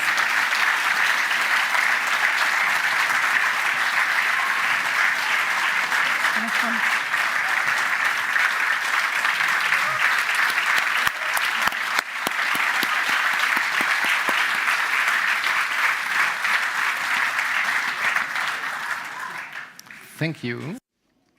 Great. So please, everyone, get your arm rest in an upright position and unfold your tables, because now it's the time for Sky Team. As a pilot duo, you take control of the cockpit of a passenger airplane. In Sky Team, you take turns placing dice to control speed, to communicate with the tower, and to manage flaps and landing gear and operate the brakes to land your plane safely. You can plan and coordinate your moves only at the beginning of a round before rolling the dice in secret. After that, you're not allowed to communicate anymore. Airports around the world present different challenges. Expand the game and make your task more difficult. Only a well-coordinated team should attempt to reach the most demanding destinations.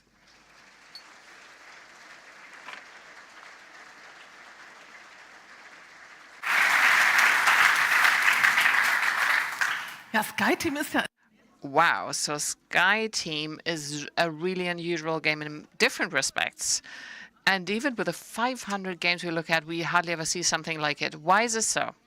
So at the gaming table, you really feel the nerves as you enter the cockpit as a pilot and co-pilot and try to land the plane safely together in the end. And at first, you're allowed to talk, but as soon as the dice has been rolled, only the dice can communicate. And that can be quite a challenge to start out with. You really need to find out your way of working together before the first landing, and then you feel this, this vibration in your fingertips. So Sky Team is not a legacy game, but still you get a little surprise after opening it. It's true. There are some gaming elements like the internee who can't even make coffee because they have to be trained, and some more challenges that we're confronted with. So it's a game for two, really. And it's actually a relationship game, isn't it? Because be it you're a couple or you're just friends, you leave the gaming table in a different relationship than when you first sat down. That's true, because you have to understand your co-players. When they put the dice somewhere, what does this mean? Where could the other dice be placed, etc.? Yes, exactly. All about communication versus non-communication, isn't it? So let's ask the authors why they did it this way.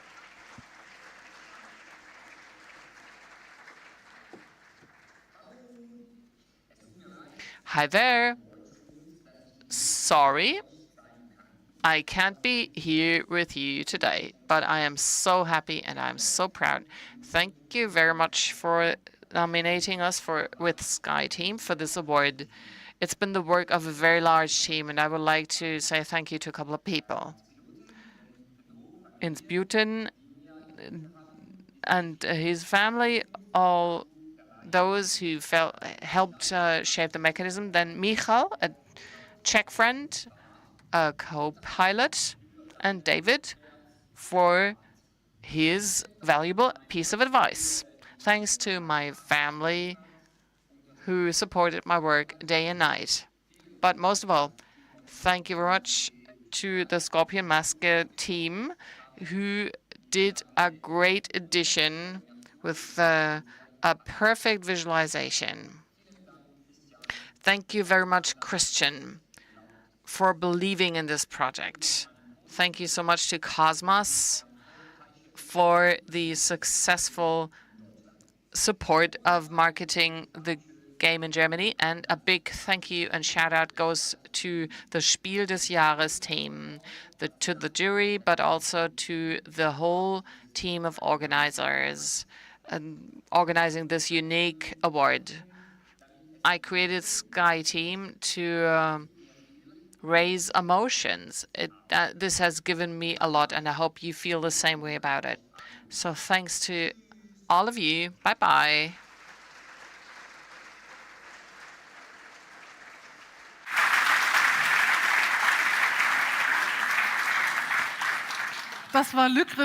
This was Luc Raymond, who is taking the applause home with him virtually. And I would like to ask Heiko Windfelder and Manuel Sanchez to join me on stage now to represent the publishers. So, Pilot und Co-Pilot. Hiya, pilot and co-pilot are here. Pilot and first officer joining us on stage. Congratulations for the nomination. And I have to say, this is great, the visuals you're presenting on stage. So let's move forward to the box.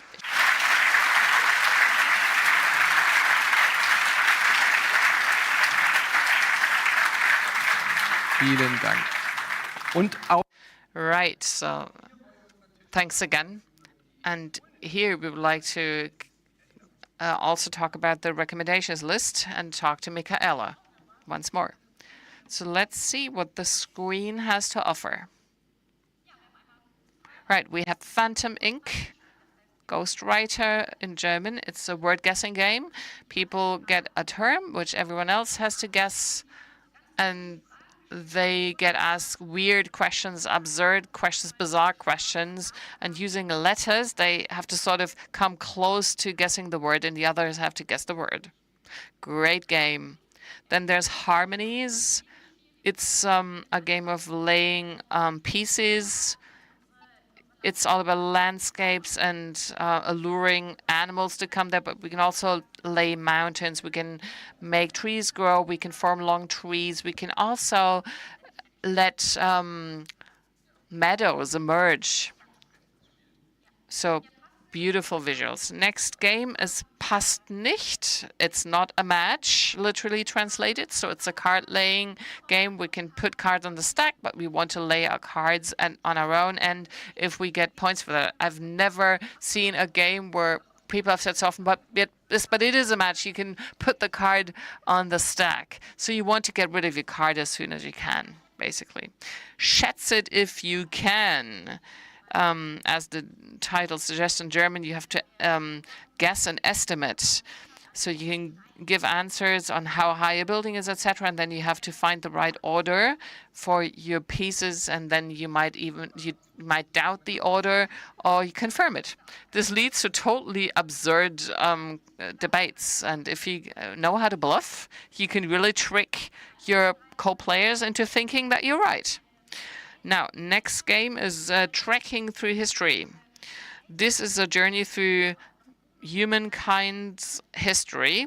You can collect some bonus points, and it's about a travel diary. And Trio, as the name of the game suggests, it's about us collecting trios of cards. It's either 3 equal cards, and when you collected 3 equal trios, you've won, or if you get a trio of 7, then you've won immediately. The special thing about it is that you will take cards from yourself or from others. So super quick to play, super quick to learn. Okay, great. So thanks for the presentation.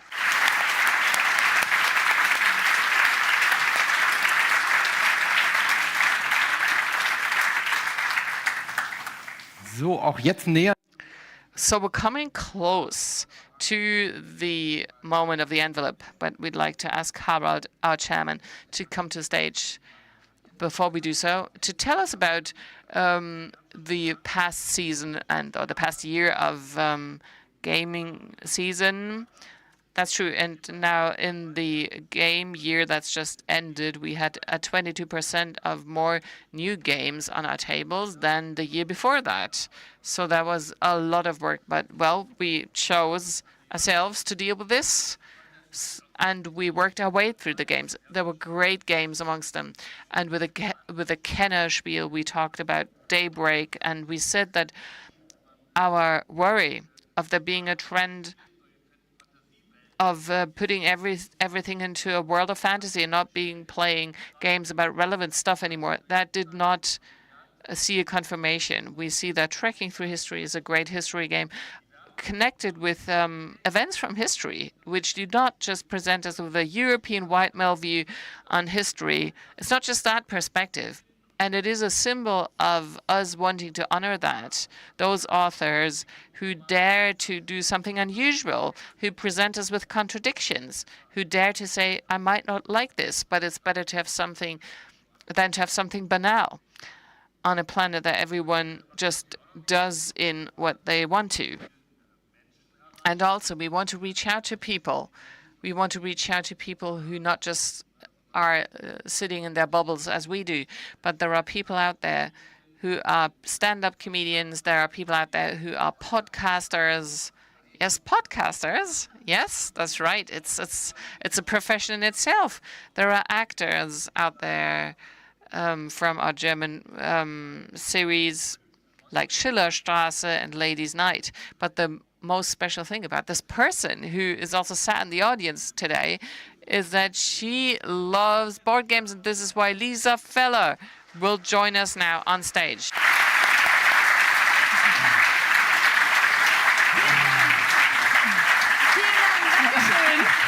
Thank you. Right. Hi there. Thanks for these nice words of welcome. I'm very happy to be there. And I'm a bit nervous, I must say. So how do you like the event, sitting in the audience? Well, so-so. And I thought you'd give me a couple of hints on how to improve my stage performance. Well, no. I thought it was so fascinating. I thought I'm a traveler in between worlds. I'm not so deep in as you all are, but we love to play board games at home. And still, I'm sat there, I look at things from the outside. But yesterday, I came and traveled here, and I've been in so many great conversations. I was just sitting in the audience, and all of a sudden, went right in the middle of things. And I think, well, yes, been there, done that, played that. And, well, for me, the time has really flown past. So is there a personal shopping list you've got there? Yes, I do. And I thought it's so great to see, you know, the heartfelt emotion, the here on stage, and people have put all their passion into that. And this seal of Spiel des Jahres has been there for almost as long as I have been in this world. So who was there first? Well, let's guess. I thought this was so impressive. Never has this award let us down. When a game has been awarded, then you can be sure it's a perfect game. And we didn't even pay you to say this, Lisa. Right. Great. Fantastic. Lisa, so you are a stand-up comedian and you travel a lot. You get your inspiration from your everyday life. So if I invite you for a round of board games in the evening, would I need to worry that what I say will end up on your stand-up comedy program? Oh, yes, might well be. And, well, I was even invited to board game night, whereas I was supposed to meet a person I was supposed to go out with. And there were my friends saying, it can't be true that you're still single. What an attractive person you are. So people start looking out for who I could be paired up with. And at times, it's like, wow, I don't know how it ever occurred to you that I would want to go out with this person. So there was this night when I was supposed to be matched with this guy named Torben. And, but when I play a board game, I hate it when people say, it doesn't matter, just let it win. No, but when I play, I want to win, but I want to win for real. So I stopped playing, and then none of this worked out. So this guy, Torben, was supposed to describe a term, and he was supposed to speak about heating costs without ever saying heating or costs. And then he sort of really made a mess of it. Jemandem zusammen sein, der spielt. I can't be with somebody who explains games like this. It's unacceptable. And then pantomime makes me crazy. If people do something and somebody is dragging and I have no idea what he's doing, you know, tug of war or whatever, and if you then say, please do something different, and then they do exactly the same gesture, just more, you know, I mean, okay, anyways. So at the end of the day, he was pulling and pulling and pulling, and what was it? Difficulty listening. And I said, what, listening? Yeah, difficulty hearing something, difficulty hearing. Well, and they said, Lisa, this is just a game. And I said, this is no longer a game. And this can happen. But I get inspirations from other sources. You just ask a brief question. Sorry, I never stop babbling. But I love it. I just love it. And I also love that you can have game nights with adults and with kids. And of course, you're happy if you pretended for years as if you didn't know in the memory game where the zebra is, or, oh, you did a great job. And then you're happy to play with adults. On the other hand, when it comes to the memory games, you enter a phase where the kids can be much better. They said, oh, I did this for you just not to make you feel too old. Or hide and seek. There was a wonderful situation. I was thinking, okay, you know, I play hide and seek with my son, and I will just go behind the curtain, but I will show him my feet so that he can see me behind the curtain. And then I hear my son entering the room. Mom is not here. Mom is not here either. And I was thinking, hey, look at my feet. They're out. They're sticking out of the curtain. So I moved even closer to him so that he can see my feet. Then he leaves the room, and the big son, or the older son, said, didn't you find Mom? And the younger son said, no, I just found her feet. These are wonderful moments. Hey, but this is a business model. While playing a game, figuring out whether a man is good or bad works or not. Yeah, that is super. You should travel once, they say, and you should play a board game once, and every board game qualifies for this, and then you know whether you're a good match. Board game Tinder should be developed. Yeah, great idea. I mean, seriously. Okay, now this is not a suggestion for a partner for you. I'm so sorry to tell you. So, too bad. But anyways, yeah. It's very exciting. Let us see what we find in this envelope. Please hold the envelope. Here it is. So, oh gosh, yes. All 3 games we played, and I have to tell you that they are all very convincing. So I'm actually afraid of saying who the winner is. I would like to tear everything apart and say, I go home. No, but you have to actually say which is the Spiel of des Jahres. So the Spiel des Jahres of 2024 is Sky Team.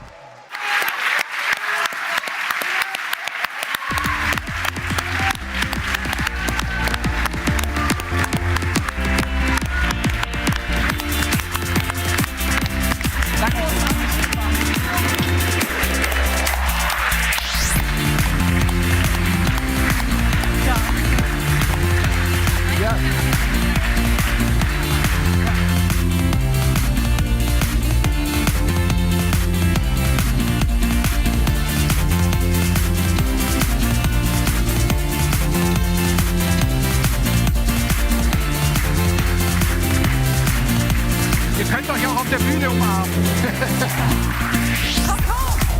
Kommt bitte hoch, ihr dürft euch gerne auch auf der Bühne umarmen.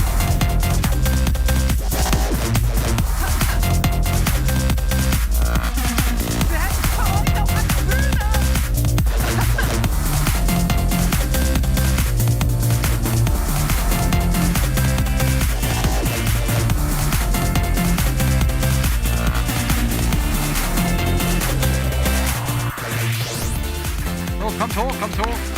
Come up, come up. Congratulations. Please move over, come closer. Luc Remond, unfortunately, is not here, but you have the floor. The stage is yours. Thanks a lot. I have a little paper. Don't be afraid. It's just, I want to be sure not to forget something with all these emotions.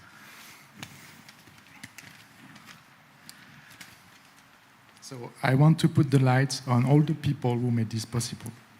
Of course, the designer, Luc, and the illustrator, Adrien and Eric, but also the dev team, Christian, Sébastien, Olivier, and Matthew that are at the office, and all the ones whose jobs are often forgotten, marketing, logistics, production. Without them, the games would not be on the shelves and would not be finished.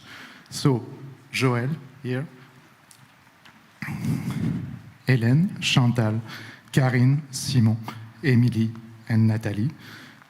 Thank you all, really, and all our testers, and of course our distributor Cosmos, who did a really wonderful job. They even improved the rules during the localization, and yeah, and actually they did that again on the new print. So. So thank you all the people who made this possible. Thank you to the jury and all the players who liked and loved this game. Thank you.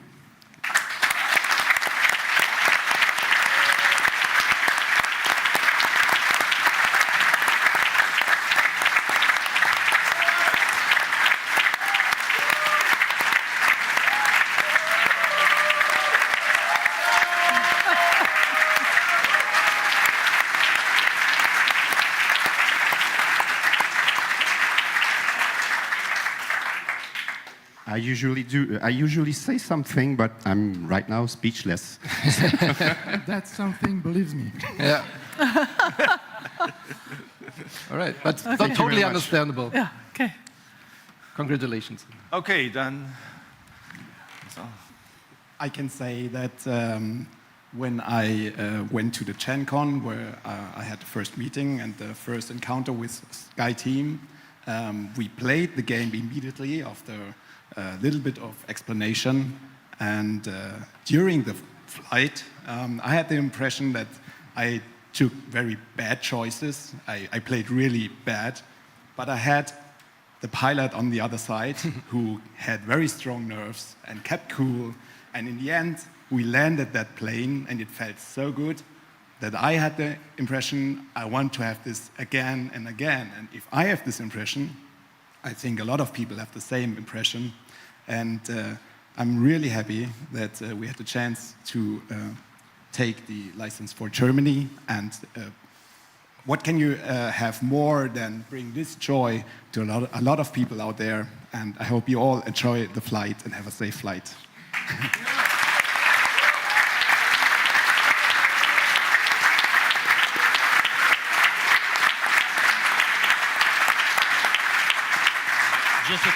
Just a quick note, just to say thanks in French. Merci à toute l'équipe à Montréal. C'est grâce à vous qu'on est là aujourd'hui. And wait for us, we are landing in Montreal soon.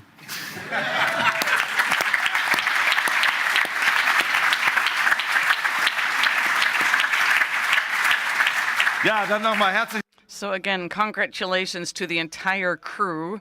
And here is the wooden pawn.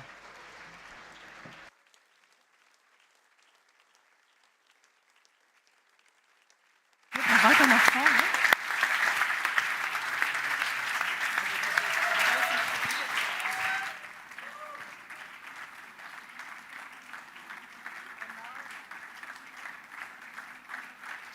And now, of course, please, all the stage, please. So please, the winners of the Kennerspiel and the winners of the Kinderspiel des Jahres, please come back on stage. Bitte kommt nochmal auf die Bühne für den Abschluss. So please join us on stage. Wir gehen einfach mit nach vorne. Congratulations. So, alle Gewinner nochmal auf die Bühne, alle Gewinnerinnen, und wir freuen uns sehr. Es hat wieder sehr viel Spaß gemacht hier. So it was a lot of fun here in Berlin. Thank you to our wonderful guests for opening the envelope, for being so enthused here in the hall. Thank you to those who were listening and watching us on the live stream. Thank you to all authors. We will see you again next year. Thank you to the entire jury. Thank you to the crew in the background. And thank you to you out there who play games. Thank you, Maren. I don't know where you are. It was fun with you. And I will see you again next year for the Spiel des Jahres 2025. But now we're starting to celebrate the games and the authors. Bye-bye.